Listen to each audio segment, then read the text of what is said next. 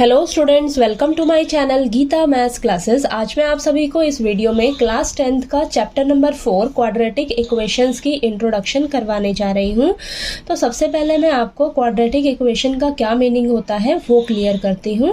तो हमने second chapter में डिफरेंट टाइप्स ऑफ पॉलिनोमियल्स पढ़े थे, उनमें से हमने एक क्वाड्रेटिक पॉलिनोमियल पढ़ा था। तो क्वाड्रेटिक पॉलिनोमियल क्या होता है?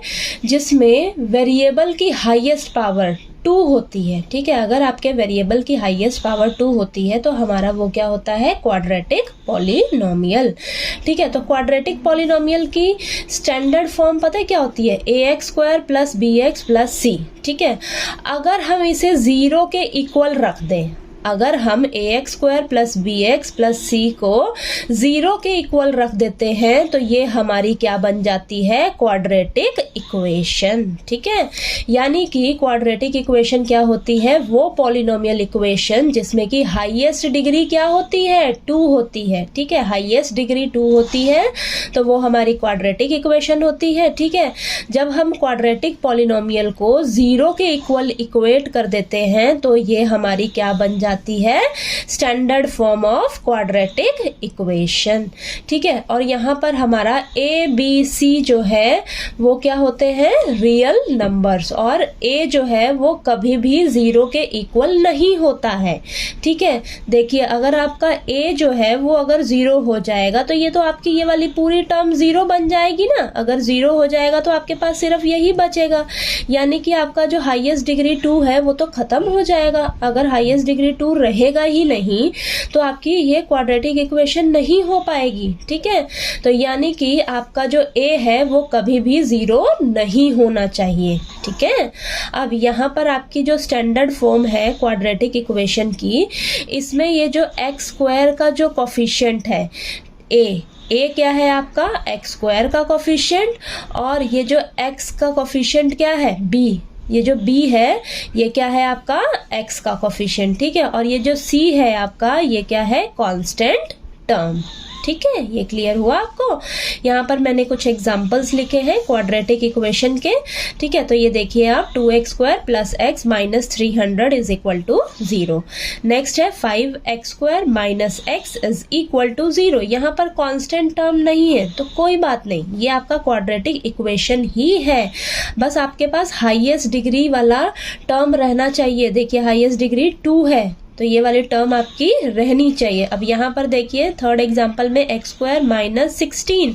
अब यहाँ पर x वाली टर्म आपके पास नहीं है, कोई बात नहीं, ये आपका क्वाड्रेटिक इक्वेशन ही है। बस आपका जो हाईएस्ट डिग्री यानी कि 2 वाली पावर जो है वो वाला टर्म आपका रहना चाहिए, तो आपकी ये क्या कहलाएंगी? सब क्वाड्रेटिक इक्वेशन ही कहलाएंगी। ठीक है, नेक्स्ट टॉपिक है हमारे पास methods to solve quadratic equation. तो न्यू एनसीईआरटी के अकॉर्डिंग क्वाड्रेटिक इक्वेशन को सॉल्व करने के हमारे पास 2 मेथड्स हैं। फर्स्ट है फैक्टराइजेशन मेथड। तो क्वाड्रेटिक इक्वेशन को फैक्टराइजेशन मेथड से कैसे सॉल्व किया जाता है। सेकंड है using quadratic formula. Quadratic formula को यूज करके हम कैसे क्वाड्रेटिक इक्वेशन को सॉल्व कर सकते हैं। इन दोनों मेथड्स को हम एक एक करके अच्छे से करेंगे step by step next page पर एग्जाम्पल के साथ। ठीक है, तो चलिए सबसे पहले मैं आपको फैक्टराइजेशन मेथड करवाने जा रही हूं। तो यहाँ पर मैंने एग्जांपल लिया है 3x² - 10x + 8 = 0। तो सबसे पहला स्टेप आपने क्या करना है? आपने चेक करना है कि जो भी हमें क्वाड्रेटिक इक्वेशन दी है क्या वो स्टैंडर्ड फॉर्म में लिखी हुई है। तो क्वाड्रेटिक इक्वेशन की स्टैंडर्ड फॉर्म क्या होती है? ax² + bx + c = 0। यानी कि सबसे पहले आपकी x² वाली टर्म होनी चाहिए, फिर आपकी x वाली टर्म होनी चाहिए, फिर आपकी कांस्टेंट टर्म होनी चाहिए। ठीक है, तो यहाँ पर मैंने जो एग्जांपल लिया है वो स्टैंडर्ड फॉर्म में लिखा हुआ है। ठीक है, अब आपने क्या करना है? फैक्टराइजेशन मेथड में हम क्या करते हैं? जो मिडल टर्म होती है यानी कि जो x वाली टर्म होती है उसे हम स्प्लिट करते हैं। ठीक है, उसे हम स्प्लिट करके 2 पार्ट्स में लिखते हैं। अब क्या करेंगे हम नेक्स्ट स्टेप में? आपने क्या करना है? ये जो x के आगे जो नंबर दिख रहा है आपको, इस नंबर की जगह ना आप क्या करना? ब्रैकेट लगा देना। ठीक है, और बाकी सभी को आपने एज इट इज उतार लेना है। देखिए नेक्स्ट स्टेप में आपने क्या करना है? बाकी सभी को मैंने एज इट इज उतार लिया है साइन के साथ। बस ये जो 10 है ना, 10 की जगह आपने क्या करना है, एक ब्रैकेट लगा देना है। ठीक है, आपको कोई भी क्वाड्रेटिक इक्वेशन दी होगी, सबसे पहले उसको आपने स्टैंडर्ड फॉर्म में लिखना है। फिर आपने क्या करना है, ये जो x के आगे जो नंबर दिख रहा है ना आपको, उसकी जगह आपने ब्रैकेट लगा देना है और बाकी सभी को एज इट इज उतार लेना। अब इस ब्रैकेट में ना आपके पास 2 नंबर आएंगे। 2 नंबर वो कौन से होंगे वो आपको मैं बताती हूँ। ठीक है, आपने क्या करना है, एक्स स्क्वायर के आगे आपको क्या नंबर दिख रहा है, 3 दिख रहा है। एक्स स्क्वायर का कोफिशिएंट क्या है, 3 है। ठीक है, और कांस्टेंट टर्म क्या है आपकी, 8 है। इन दोनों को आपस में आपने मल्टीप्लाई कर देना है। मल्टीप्लाई करके कितना आया आपके पास, 24। ठीक है, अब इस 24 के ना आपने फैक्टर्स निकाल लेने हैं। ठीक है, फैक्टर्स निकालिए फटाफट से। देखिए फैक्टर्स आएंगे हमारे पास यहाँ पर 24 के फैक्टर्स निकले हैं हमारे पास 2 इंटू 2 इंटू 2 इंटू 3। ठीक है, ये निकले हैं। अब ये जो हमारे पास फैक्टर्स आए हैं ना, इनको आपने 2 नंबर्स में लिखना है। 2 नंबर्स में इस तरीके से लिखना है ताकि उन 2 नंबर का सम या सब्ट्रैक्ट करके, प्लस करके या माइनस करके हमारे पास 10 आए और उन दोनों नंबर्स को मल्टीप्लाई करके हमारे पास ये 24 आ जाए। ठीक है, तो यहां पर मैं देख रही हूं, अगर मैं 2 इंटू 2 करूं तो मेरे पास 4 आ रहा है, 2 इंटू 3 करूं तो मेरे पास 6 आ रहा है, और अगर मैं 4 प्लस 6 करती हूं तो मेरे पास 10 आ रहा है। ये 10 है ना बीच वाला नंबर। और अगर मैं 4 इंटू 6 करूं तो मेरे पास कितना आ रहा है, 24। ये आ गया जिसका आपने फैक्टर निकाला है। ठीक है, 24 आ गया। ठीक है, यानी कि मैं 10 की जगह 4 प्लस 6 लिख सकती हूँ। ठीक है, 4 प्लस 6 लिखेंगे। देखिए वापस आप पिछली वाली इक्वेशन में जाइए तो आपके पास यही बन रहा है ना, 4 प्लस 6 कितना आया, 10। ठीक है, तो मैंने बस क्या किया है, इस 10 की जगह ना 4 प्लस 6 लिख लिया है। ठीक है, तो ये 2 नंबर आपको किस तरीके से पता लगेंगे, आपने क्या करना है, एक्स स्क्वायर के कोफिशिएंट और कांस्टेंट टर्म को आपस में मल्टीप्लाई करना है।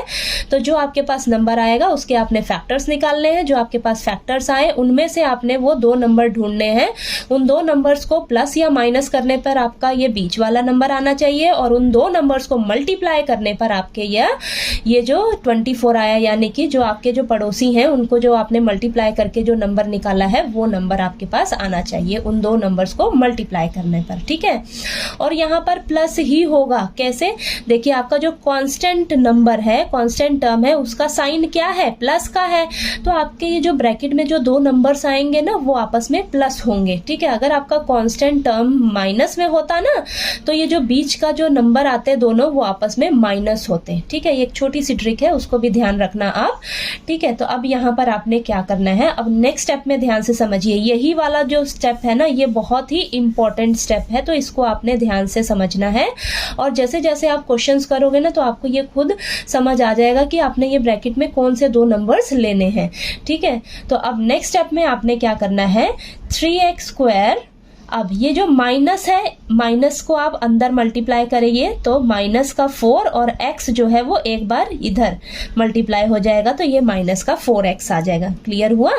अब माइनस प्लस माइनस हो जाएगा 6 और x जो है 6 के साथ मल्टीप्लाई हो जाएगा।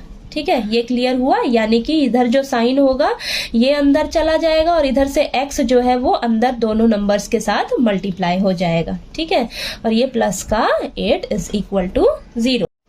अब नेक्स्ट स्टेप में आपने क्या करना है, आपके पास ये 4 टर्म्स हो गई। देखिए 1 2 3 4, आपने क्या करना है, ये पहली 2 टर्म्स उठानी है और ये लास्ट वाली 2 टर्म्स लेनी है। अब ये पहली 2 टर्म्स में आप देखिए मेरे पास कॉमन क्या आ सकता है। कॉमन मेरे पास सिर्फ x आ रहा है, कोई नंबर कॉमन आ ही नहीं रहा है।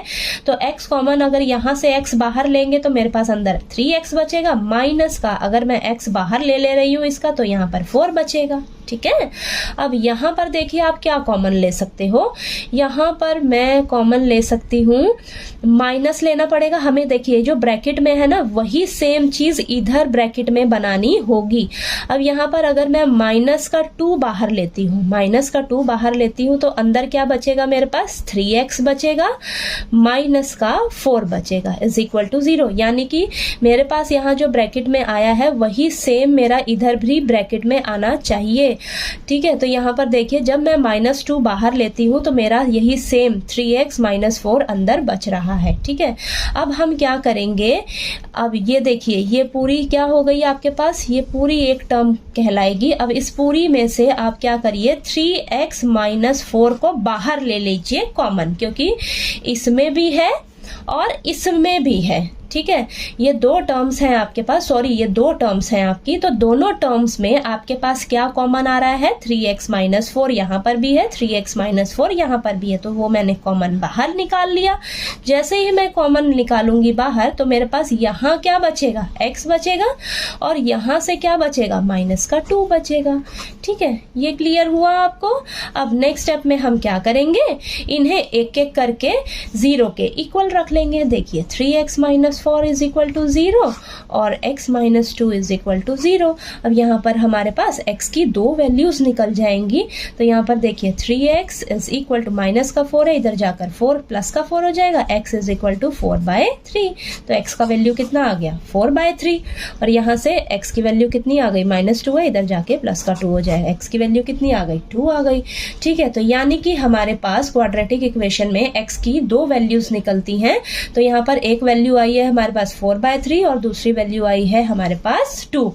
ठीक है, इन दोनों वैल्यूज को हम रूट्स भी कहते हैं, यानी कि ये हमारी क्वाड्रेटिक इक्वेशन के क्या निकले हैं, रूट्स निकले हैं। ठीक है, यानी कि हमें जो वेरिएबल यहाँ पर था इक्वेशन में, x वेरिएबल, ये उन दोनों की वैल्यूज हमारे पास निकल कर आ गई। ठीक है, तो आपको फैक्टराइजेशन मेथड जो है वो अच्छे से क्लियर हो गया होगा कि कैसे हम क्वाड्रेटिक इक्वेशन को फैक्टराइजेशन मेथड से सॉल्व करके रूट्स फाइंड आउट करते हैं क्वाड्रेटिक इक्वेशन के। ठीक है, कोई डाउट आए तो प्लीज आप कमेंट में पूछिएगा। ठीक है, अब नेक्स्ट मेथड है हमारे पास यूजिंग क्वाड्रेटिक फॉर्मूला। तो आपने दोनों ही मेथड्स में एक चीज का ध्यान रखना है कि जो भी हमें क्वाड्रेटिक इक्वेशन दी होगी उसे सबसे पहले हमने स्टैंडर्ड फॉर्म में लिखना है। ठीक है, तो मैंने आपको क्वाड्रेटिक इक्वेशन की स्टैंडर्ड फॉर्म बताई हुई है, क्या होती है, ax² + bx + c is equal to 0, यानी कि सबसे पहले x² वाली टर्म होनी चाहिए, फिर x वाली टर्म होनी चाहिए, फिर आपकी कांस्टेंट टर्म होनी चाहिए। ठीक है, अब आपको इस मेथड में क्वाड्रेटिक इक्वेशन को सॉल्व करने के लिए आपको क्वाड्रेटिक फॉर्मूला लर्न होना चाहिए अच्छे से। वो क्या होता है, ये है हमारे पास x is equal to -b + √b² - 4ac upon में 2a। ठीक है, तो यहाँ पे आपके पास जो भी क्वाड्रेटिक इक्वेशन में वेरिएबल होगा वो लिखना है। ठीक है, इज इक्वल टू, अब ये जो है x² का कोफिशिएंट क्या होता है, a होता है, x का कोफिशिएंट क्या होता है, b होता है, और कांस्टेंट टर्म को हम क्या लिखते हैं, c लिखते हैं। ठीक है, तो ये हमारे पास क्या है, क्वाड्रेटिक फॉर्मूला है, इसको यूज करके हम क्वाड्रेटिक इक्वेशन को सॉल्व करेंगे। ठीक है, अब यहाँ पर हमारे पास जो है b² - 4ac आपको जो दिख रहा है, ये इसे हम क्या बोलते हैं, b² - 4ac को डिस्क्रिमिनेंट ऑफ क्वाड्रेटिक इक्वेशन। ठीक है, यानी कि इसे हम क्या लिखते हैं, d लिखेंगे, यानी कि हमारे पास क्या है, d is equal to b² - 4ac। तो आपके पास जो भी क्वाड्रेटिक इक्वेशन दी होगी, अगर आप सबसे पहले क्या करोगे, d का वैल्यू निकाल लीजिए। ठीक है, d के वैल्यू निकालने से आपको क्या पता लगेगा कि आपके पास उस क्वाड्रेटिक इक्वेशन के रियल रूट्स हैं या नहीं हैं। ठीक है, तो हम क्या करेंगे, क्वाड्रेटिक फॉर्मूला अप्लाई करने से पहले सबसे पहले हम d का वैल्यू निकाल लेंगे। d का वैल्यू कैसे निकलेगा, b² - 4ac। ठीक है, जैसे ही हम निकालेंगे हमें इसका वैल्यू निकालने से ये पता लग जाता है कि हमारे पास इस इक्वेशन के रूट्स निकलेंगे या नहीं निकलेंगे। ठीक है, और वो रूट्स निकलेंगे तो वो कैसे होंगे, ठीक है, उनका नेचर कैसा होगा। तो हमारे पास नेक्स्ट टॉपिक क्या है, नेचर ऑफ रूट्स। तो हम क्वाड्रेटिक फॉर्मूला में नेचर ऑफ रूट्स भी पढ़ेंगे, यानी कि क्वाड्रेटिक इक्वेशन को सॉल्व करने के लिए हम जो भी वेरिएबल का वैल्यू फाइंड आउट करते हैं ना, क्वाड्रेटिक इक्वेशन को सॉल्व करके हम वेरिएबल का वैल्यू फाइंड आउट करते हैं, तो उस जो हमारे पास वेरिएबल की वैल्यू जो निकली है, ठीक है, तो उसे हम रूट्स भी कहते हैं। ठीक है, यानी कि क्या होते हैं, वो हमारे क्वाड्रेटिक इक्वेशन के रूट्स ही तो होते हैं जो हमारी वेरिएबल की वैल्यू होती है। तो अब उन रूट्स का नेचर कैसा होगा, यानी कि वो रूट्स किस तरीके के होंगे, सेम होंगे, एक दूसरे से डिफरेंट होंगे, ठीक है, यानी कि जो वेरिएबल्स की वैल्यू होंगी वो किस तरह की होंगी, उनका नेचर कैसा होगा, चलिए पढ़ते हैं। फर्स्ट है हमारे पास टू डिस्टिंक्ट रियल रूट्स, यानी कि दो अलग अलग रियल रूट्स। दो अलग अलग रियल रूट्स कब होंगे, जब आप डी का वैल्यू निकालेंगे ना, डी का वैल्यू जब निकालेंगे बी स्क्वायर माइनस 4ac, जब इसका वैल्यू आपके पास निकल कर आएगा, अगर वो 0 से बड़ा होगा वैल्यू, ठीक है, डी का वैल्यू अगर ग्रेटर होगा 0 से, तो आपके जो रूट्स निकलेंगे, रियल रूट्स जो निकलेंगे, वो दोनों अलग अलग होंगे, यानी कि जो वेरिएबल की वैल्यू हमारे पास आएगी वो दोनों एक दूसरे से अलग होंगे। मान लेते हैं x का वैल्यू हमारे पास आ रहा है 1 का 1 और x का वैल्यू हमारे पास आ रहा है 4, ठीक है, ये चीज़ क्लियर हुई। अब नेक्स्ट है हमारे पास नेचर ऑफ रूट्स में सेकंड क्या है हमारे पास, two equal real roots if B square minus 4ac is equal to 0, यानी कि अगर हमारे पास बी स्क्वायर माइनस 4ac 0 के इक्वल आ जाए, यानी कि डी जो है हमारा 0 के इक्वल आ जाए, तो इस केस में क्या होता है, जो रियल रूट्स हमारे पास आएंगे वो दोनों इक्वल होंगे, ठीक है, इक्वल होंगे, यानी कि जो भी वेरिएबल की वैल्यू होगी वो दोनों सेम होंगी। इन केस देखिए फॉर एग्जांपल x का वैल्यू अगर हमारे पास 2 आ रहा है, तो हमारी दूसरी भी x की वैल्यू क्या आएगी, 2 आएगी, ठीक है, तो दोनों क्या आएंगी, सेम आएंगी। तो जैसे ही आप d का वैल्यू निकालोगे ना, अगर वो 0 के इक्वल आ रहा है, तो आपको खुद ही पता लग जाएगा कि आगे चल के जो मैं x का वैल्यू निकालूंगी वो मेरी दोनों सेम आएंगी, ठीक है। अगर d का वैल्यू बड़ा आएगा 0 से, तो मुझे खुद ही पता लग जाएगा कि जो वैल्यूज मैं निकालूंगी x की, आगे वेरिएबल की वैल्यू जो फाइंड आउट करूंगी वो दोनों एक दूसरे से अलग अलग होंगी, ठीक है। अब थर्ड है हमारे पास no real roots. No real roots कब होगा, जब हम बी स्क्वायर माइनस 4ac जो है लेस देन 0 होगा, यानी कि d का जो भी वैल्यू हम निकालेंगे अगर वो 0 से कम आएगी वैल्यू, ठीक है, कम आएगी, तो उस केस में आपके रियल रूट्स जो है वो निकलेंगे ही नहीं, ठीक है, आपके पास कोई रूट्स जो है वो नहीं मिलेगा आपको उस केस में। तो इस केस में हम क्या करेंगे, थर्ड केस में हम लिख देंगे लास्ट में इस कंडीशन में कि जो हमारे पास क्वाड्रेटिक इक्वेशन हमें जो दी हुई है ना, उसके रियल रूट्स नहीं हैं, ठीक है, तो हम लिखेंगे लास्ट में कि the quadratic equation has no real roots, ठीक है। तो हम जैसे ही d का वैल्यू फाइंड आउट करेंगे, अगर वो लेस देन 0 होगा ना, तो उस केस में हमें पता लग जाएगा कि इस इक्वेशन के हमारे पास रियल रूट्स नहीं मिलेंगे, ठीक है। तो आपको ये कंसेप्ट अच्छे से क्लियर हो गया होगा। अब क्वाड्रेटिक फॉर्मूला के लिए मैं आपको एग्जांपल लेकर समझाती हूँ अच्छे से, तब आपको और अच्छे से क्लियर हो जाएगा, ठीक है। तो चलिए मैंने यहाँ पर एग्जाम्पल ले लिया है, तो मैंने यहाँ पर ये सेम ही एग्जाम्पल लिया है जो हमने फैक्टराइजेशन मेथड में सॉल्व किया था। अब इसे हम क्वाड्रेटिक फॉर्मूला यूज करके इस इक्वेशन को सॉल्व करेंगे, ठीक है। तो सबसे पहले हमें क्या चेक करना होता है कि जो भी हमें क्वाड्रेटिक इक्वेशन दी है क्या वो स्टैंडर्ड फॉर्म में लिखी है, यानी कि एक्स स्क्वायर वाली टर्म, फिर एक्स वाली टर्म, फिर कॉन्स्टेंट टर्म, ठीक है। तो यस, ये हमारी स्टैंडर्ड फॉर्म में है इक्वेशन, ठीक है। अब नेक्स्ट स्टेप में आपने क्या करना है, क्वाड्रेटिक फॉर्मूला में क्या करना है, आपने ना a का वैल्यू लिखना है, ठीक है। तो सबसे पहले आप a का वैल्यू लिखिए, फिर b का वैल्यू लिखिए, फिर c का वैल्यू लिखिए, ठीक है। तो यहाँ पर हमारे पास a का वैल्यू क्या है, जो एक्स स्क्वायर का कोफिशिएंट होता है वो हमारा क्या होता है, a होता है। तो यहाँ पर a का वैल्यू क्या है, हमारे पास 3 है, ठीक है। अब b की वैल्यू क्या है, b क्या होता है हमारे पास, x का जो कोफिशिएंट है x का, तो x का कोफिशिएंट क्या है, -10, ठीक है, -10 है। और c क्या होती है हमारी, कांस्टेंट टर्म क्या है हमारी, 8 है, ठीक है। ये क्लियर हुआ। अब आपने नेक्स्ट स्टेप में क्या करना है, आपने ना d की वैल्यू निकालनी है। d का मतलब है डिस्क्रिमिनेंट, यानी कि इसका फॉर्मूला क्या होता है, बी स्क्वायर माइनस 4ac, ठीक है। तो यहाँ पर b का वैल्यू क्या है आपके पास, -10 है, ठीक है। तो उसका क्या हो जाएगा, स्क्वायर हो जाएगा, -4 इंटू a क्या है आपके पास 3 है, और c क्या है आपके पास 8 है, ठीक है। अब यहाँ पर -10 का होल स्क्वायर करेंगे तो हमारे पास प्लस का 100 आएगा, -4 3 12 इंटू 8 कितना आएगा आपके पास 96, ठीक है। तो हमारे पास वैल्यू कितनी निकल कर आई, 4। अब हमारे पास d का वैल्यू क्या आया है, d का वैल्यू क्या आया है, 4 आया है, यानी कि ये जो d है वो बड़ा है 0 से, d से बड़ा है, d जो है वो 0 से बड़ा है ना, ग्रेटर वैल्यू आ रही है। तो ये नेचर ऑफ रूट्स क्या होंगे इसके, जो भी हमारा x का वैल्यू आएगा वो दोनों एक दूसरे से अलग अलग होंगे, डिस्टिंक्ट रियल रूट्स निकलेंगे हमारे पास। तो ये चीज़ क्लियर हुई आपको, ठीक है। तो d की वैल्यू जब हमने निकाली तो यहाँ से हमें नेचर ऑफ रूट पता लग जाता है, ठीक है। अब चलिए हम फॉर्मूला अप्लाई करते हैं और हम यहाँ पर वेरिएबल की वैल्यू निकालते हैं, ठीक है। तो फॉर्मूला क्या होता है हमारे पास, x is equal to minus b plus minus root b square minus 4ac upon में 2a, ठीक है। तो यहाँ पर हमारे पास b का वैल्यू कितना है, -10, ठीक है। और यहाँ पर फॉर्मूला में पहले से ही माइनस है, ठीक है। तो यहाँ पर -10 आ जाएगा, ठीक है।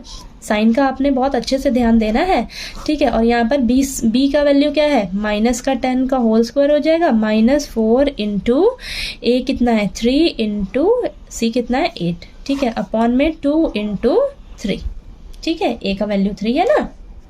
अब सॉल्व करिए, माइनस माइनस क्या हो जाएगा, प्लस का 10 हो जाएगा, प्लस माइनस अब ये 100 माइनस का 96 आ जाएगा, ठीक है, अपॉन में 6, ठीक है। तो यहाँ पर आ गया हमारे पास 10 प्लस माइनस रूट का 4 अपॉन में 6, ठीक है।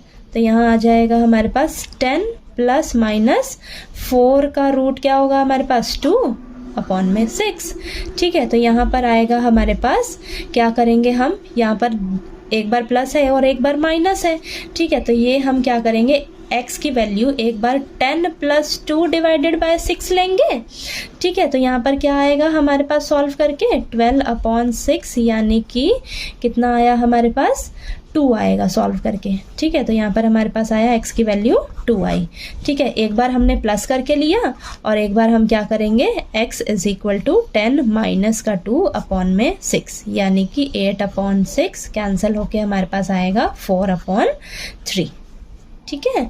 ये चीज़ क्लियर हुई। अब देखिए x is equal to 4 upon 3 आ गया, ठीक है। यहाँ पर प्लस माइनस है ना, तो हम क्या करेंगे, एक बार प्लस वाला साइन लेंगे यानी कि 10 प्लस 2 अपॉन में 6, ठीक है। इसे सॉल्व करेंगे तो x की वैल्यू आ जाएगी हमारे पास, और एक बार लेंगे 10 माइनस 2 अपॉन 6, ठीक है। तो हमारे पास ये दूसरी x की वैल्यू निकल कर आ गई, ठीक है। तो हमारे पास फैक्टराइजेशन मेथड में भी यही सेम आंसर आया था। तो मैंने दोनों ही केस में सेम एग्जांपल लिया है, चाहे हम उसे फैक्टराइजेशन मेथड से सॉल्व करें या क्वाड्रेटिक फॉर्मूला अप्लाई करें, दोनों ही केस में हमारा जो वेरिएबल का वैल्यू है वो सेम आएगा, ठीक है। तो आपको कंसेप्ट अच्छे से क्लियर होना चाहिए कि फैक्टराइजेशन मेथड में हम किस तरीके से क्वाड्रेटिक इक्वेशन को सॉल्व करते हैं और क्वाड्रेटिक फॉर्मूला अप्लाई करके हम किस तरीके से क्वाड्रेटिक इक्वेशन को सॉल्व करते हैं, ठीक है।